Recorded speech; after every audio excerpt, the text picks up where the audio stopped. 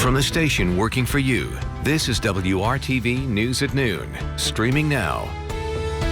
And thanks for joining us here on the News at Noon. I'm Lauren Casey with Alyssa Donovan. Joining us right now with a look at radar behind us. And Alyssa, it's something we haven't seen in a while, and that's green behind you. That's right. So we have some rain moving through the area today, some much needed rain. We've been abnormally dry this September. We've only picked up less than 1/10 of an inch of rainfall for the entire month. So we do need this rain, and it is pushing across the area. You may have already seen it at your house. We are seeing some of those heavier showers to the south this noon hour, continuing to see just a few scattered spotty showers across most of the metro area and up to the north. So we're going to keep an eye on that. A lot of that is starting to subside. Can't rule out maybe a spot shower as we head into the afternoon, but a lot of that moisture is advecting out of the area. So we're seeing really the bulk of the system moving through right now, and then our rain chances really decrease as we head into the afternoon. So there's a good chance we've really received the most of it by this afternoon already. Right now, temperatures in the 50s, and you can see on our Weather Now camera that it's a little bit foggy out there. We have that rain, so visibility is down. Temperatures in the 50s across the area, and then we also have some gusty winds with those winds out of the northwest, sustained about 15 miles per hour. Those gusts about 20 miles per hour. Tonight we'll drop into the 40s. Tomorrow back into the 60s with dry conditions. All right, Alyssa, thank you so much. New COVID-19 numbers are in from the state health department. When they showed a slight drop, it isn't as big a drop as we've seen coming off weekends recently.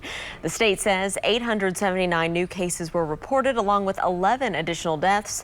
Also, the positivity rate is inching back up. It's back over the 4% mark for all tests, and it's at 6.8% for unique individuals. Today, COVID-19 restrictions have eased for some businesses right here in Marion County, and here's a look at what's changed. Restaurants and bars can operate at 50% capacity indoors and up to 100% capacity outdoors. Social distancing is still required. Museums, cultural, entertainment venues, and gyms, those can operate at 50% capacity. Live entertainment can resume at bars and nightclubs. Performance venues with social distancing, they also have to have a 10-foot buffer between stages and the audience. Most of the rest of Indiana has moved forward into stage 5 of the governor's reopening plan. It means bars and other businesses can allow more customers as long as social distancing rules remain in place. New this midday, we've learned the identity of a man who was shot and wounded by sheriff's deputies following a chase in western Indiana. State police say 23-year-old Omari Shea Roby of Milwaukee carjacked a vehicle in Evansville early Sunday morning. A chase later began in Vigo County and continued into Vermilion County. That's where deputies say that Roby got out of the car and opened fire on officers. Deputies say they returned fire, wounding the suspect. Roby is currently being treated at an Indianapolis hospital, and there's no word yet on his condition. Metro Police are investigating several more shootings as the city's record homicide pace continues. The latest shooting happened last night on Tremont Street on the west side of the city. Police say that a man was found dead at that scene. On Saturday, 2 other people died from gunfire. Police say that a man who was involved in a car crash near East 38th Street and North College Avenue appeared to be suffering from a gunshot wound. Later Saturday night, another man died after being found with a gunshot wound on West 29th Street. The killings give Indianapolis 171 homicides so far this year. That includes criminal and justifiable homicides. That's only one shy of the total for all of 2019. And we are working for you to help you find out more about what's going on in your own neighborhood. You can learn more about each of this year's homicides and the status of each individual investigation with our interactive homicide map. You can find this all at WRTV.com/crime. Tonight's meeting of the City County Council could feature a heated discussion over next year's budget for Metro Police. A public hearing on the proposed budget from Mayor Joe Hogsett is scheduled to be part of tonight's regular council meeting. The mayor wants to give IMPD $7 million more than last year, but some members of the community are expected to criticize giving police more money following police shooting deaths of Drejon Reed and Mikhail Rose back in March. The council is not expected to move towards defunding Metro Police, as some social justice groups have been calling for since the summer months. But our Cameron Riddle tells us those groups are not giving up that fight, and he tells us more about where they think that money should go. You can say a chant or a slogan in the streets or during protests, and then when decision makers, when gatekeepers, when power brokers get a hold of it, They may just be moving money around. Matt Davis is the co-chair of the Indiana Racial Justice Alliance. He says the phrase defund police must be accompanied by a demand on how that money should be reinvested in the community. And not just insert new thing other than the police. It's insert what we need, right? Defund law enforcement and then put that back into something that actually prevents crime. Davis says through the past year, organizations like his have been listening and talking with residents of the city, oftentimes during protests. He says the people he's talked to have made it clear that it's time to evolve public safety down to changing who responds to 911 calls. Eleanor Northington was a black woman that was killed, a 45-year-old black woman that was killed. She was having a mental health crisis at a church, right? Was hogtied and choked out. Why were the police even called for that? They needed a mental health professional to walk in that church and to help that woman out. In a statement, the city says Mayor Hogshead agrees that investment in mental health and community programs is critical to addressing the root causes of crime and creating systematic change, which led to the creation of a criminal justice reform task force and a program that pairs mental health professionals with a crisis intervention trained law enforcement officer to intervene when someone is experiencing a mental health crisis. We are tired of it. We are still here to defund law enforcement in a way that makes sense. Cameron Riddle, WRTV. Cameron, thank you. So the council meets at 7 o'clock tonight at the City County building. It will be a hybrid meeting with some council members on site, some participating from home. If you'd like to be part of the public comment period, you can do so in person, but you must wear a mask and adhere to social distancing rules. You can also make a public comment online. We have a link inside this story at WRTV.com. Tomorrow's debate may have gotten a lot more taxing for President Trump. Up next, the reaction to the news of the amount of taxes the president has been paying for the past few years. Alyssa. And we are seeing a rainy day today. Those temperatures are falling off as well today, only in the 60s, and that's really where we're staying for most of the week, even into the 50s by Friday. I'll break down this cool week ahead coming up.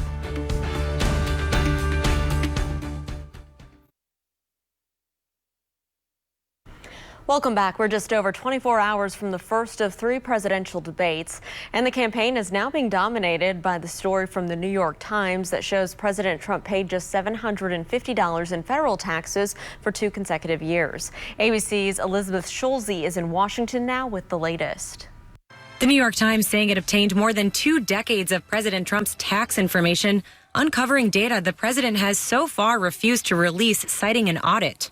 The documents, which have not been seen by ABC News, painting a very different image of President Trump's business empire than what he projects to the public.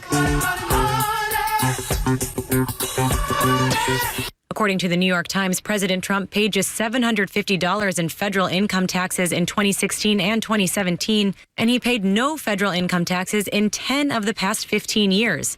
Mainly because he allegedly claimed he was losing more money than he made. Trump reportedly facing personal debt totaling $421 million, money coming due in a few years as he currently runs for re-election. Most of his core businesses, including his golf courses and hotel just blocks from the White House, report losing millions, if not tens of millions, year after year. Late Sunday, the president dismissing the investigation. Totally fake news. No, actually, I paid tax. And you'll see that as soon as my tax returns. It's under audit. But Joe Biden pouncing.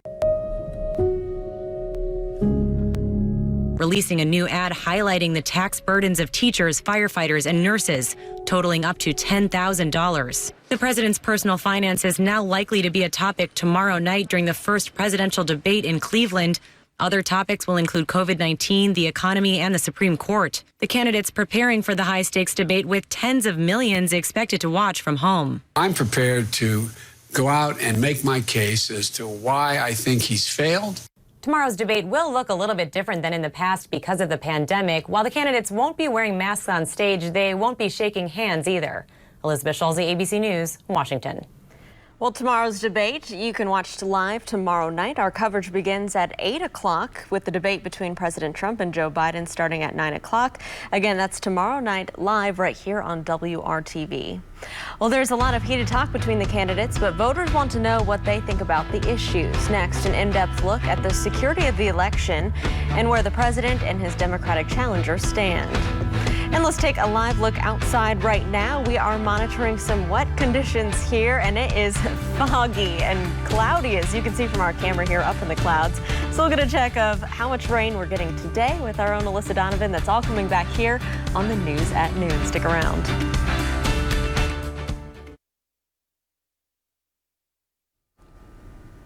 Welcome back to the News at Noon. You've heard the rhetoric, but WRTV has also heard from voters who want to know a little bit more about where the candidates stand on the issues as we get closer to Election Day. Sasha Ingber with our partners at Newsy has a closer look at what the candidates for the White House believe on whether your vote will be secure. Trump and Biden are day and night when it comes to election issues. The differences start with how Americans should cast their votes. President Trump claims mail-in voting will lead to widespread fraud without evidence and in contrast to other Republicans. Vice President Biden and Democrats call it safe and secure, especially in the coronavirus pandemic. I would not try to throw into question the legitimacy of the election like this president and the people around him have done. Donald Trump, like many Republicans, seems more concerned with fraud in the process than access to it. Joe Biden, like many Democrats, seems more concerned about people who are being left out of the process unjustly or without cause. Biden says voter rights keep him up at night and that everyone who wants to vote should be able to, including felons who have carried out their sentences. Trump says voter ID laws are necessary to safeguard the election and that felons shouldn't have their voting rights restored. When it comes to interference from adversaries overseas, Trump, for the last 4 years, has been minimizing it. Joe Biden has been emphasizing it to a greater extent, but there's evidence that President Obama and Vice President Biden, as his vice president, didn't take it seriously when it was happening. Trump says China is the nation's biggest foreign election threat and that Beijing is boosting Biden. Meanwhile, Biden says Russia poses graver danger and that he's putting the Kremlin on notice. And then there's how the election will end. There's no question that there's a difference in the major party candidates about the extent to which they're willing to accept results, including results they don't personally like. Biden says he'll accept the full results of the election, so long as every vote is counted. Trump declined to say. Well, we're going to have to see what happens. Sasha Ingber, Newsy. We'll let WRTV be your source for all you need to know about November 3rd. You can find our Inside Vote in 2020 digital section at WRTV.com. Everything you know is there, including who's on your ballot, where you can vote and when, how early voting works and when it all starts, what mailing in your vote will look like, and any other issues you might have this election season. Again, that's at WRTV.com/vote in 2020. All right, let's talk about something else happening here in the Hoosier State today, and that is the rain. Alyssa, we have not had rain in so long. We have a happy Labor Day chalk art on our driveway, so I'm guessing maybe today when I go home that'll all be washed away. Yeah, I think you're going to have a clean slate, and then over the next couple days, plenty of sunshine and dry conditions to chalk that all up again. So we are seeing those showers across the area. This is the first significant rain we've seen in September. We've only had less than 1/10 of an inch of rainfall in September. Usually we have about 2.5 inches, a little bit more than that throughout the month. So we're trying to play catch up here. We're not catching up too much today. A lot of that rainfall is starting to subside. Still seeing a few showers right around Indianapolis and areas to the south, and we'll continue to see some light scattered showers hit and miss throughout the early afternoon, but this is going to taper off a little bit quicker than expected. So all of that is due to this cold front that's pushing across the area. As that cold front continues across, we'll continue to see those showers, and then we are going to see some cooler temperatures behind that. So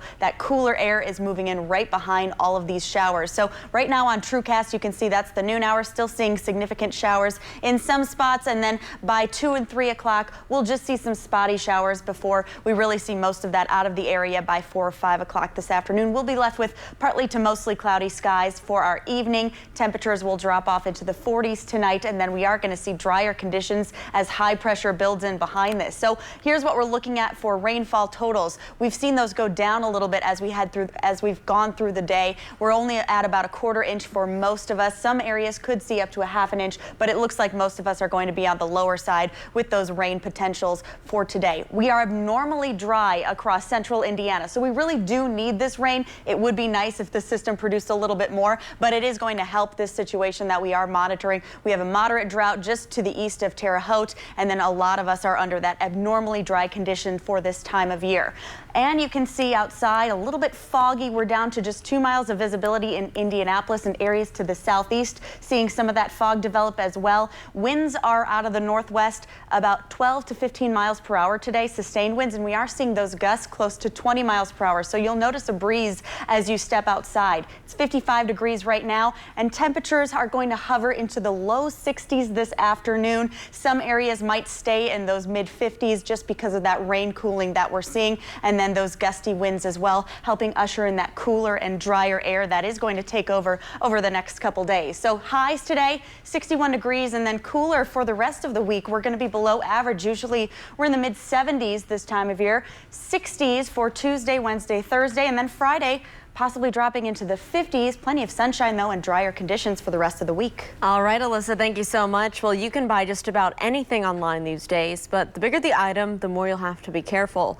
Tim Maniscalco with the Better Business Bureau says that they are seeing more problems lately when people start looking on the web for their next car. With COVID-19, a lot of us are shopping online, even shopping now for cars, trucks, RVs, that type of thing. What we found is that there are a lot of scams out there online, particularly one where what will happen is that there'll be a vehicle that will be offered, let's say on Craigslist, something like that. And the story will go like, oh, this person has been shipped overseas via the military, or there's a divorce and they have to get rid of their car. They're selling the car. And the way that you go about buying it is you will actually give the money to a third-party escrow holder company. They will hold the money, and then the vehicle will be shipped to you. Well, what happens is you're going to pay the money, and they always ask you to pay it via wire transfer. The reason for that is you can't track a wire transfer. You don't know who's getting the money, where it went, that type of thing. And the vehicle never shows up. This seems to be connected with a ring that originates out of Romania. There have been some people prosecuted for it, but it is still going on. So just be careful of these types of vehicles that are presented online, particularly if they ask you to pay the money to a third-party escrow account, and if they ask you to do it via wire transfer. Those are two big red flags. You can buy a vehicle online. There's a lot of good places to buy a vehicle online, but in this case, just be very, very careful if those two things are part of the deal. Tim, thank you. Well, there is much more on this scam at the Better Business Bureau's website. Just go to bbb.org. Well, the stands at a game would have been mostly empty, but one football team decided to have the whole town show up, and yet no social distancing rules were broken. We'll explain coming up after the break. You're watching WRTV News at Noon. Stick around.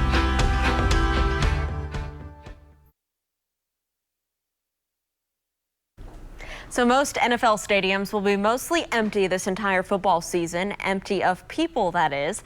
Some teams are following the lead of Major League Baseball and putting cardboard cutouts in the stands.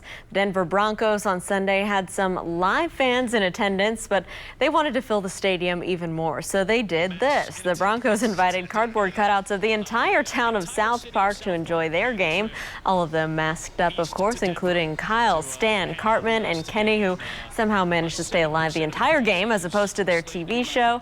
Comedy Central made all of the cutouts, and the cost of their production will be matched and donated to the Broncos Foundation. Getting creative. Okay, there. I love that. That's pretty funny. Hopefully, it looks like a full game, full fans. Yeah, hopefully a foul ball doesn't kill Kenny. Yes.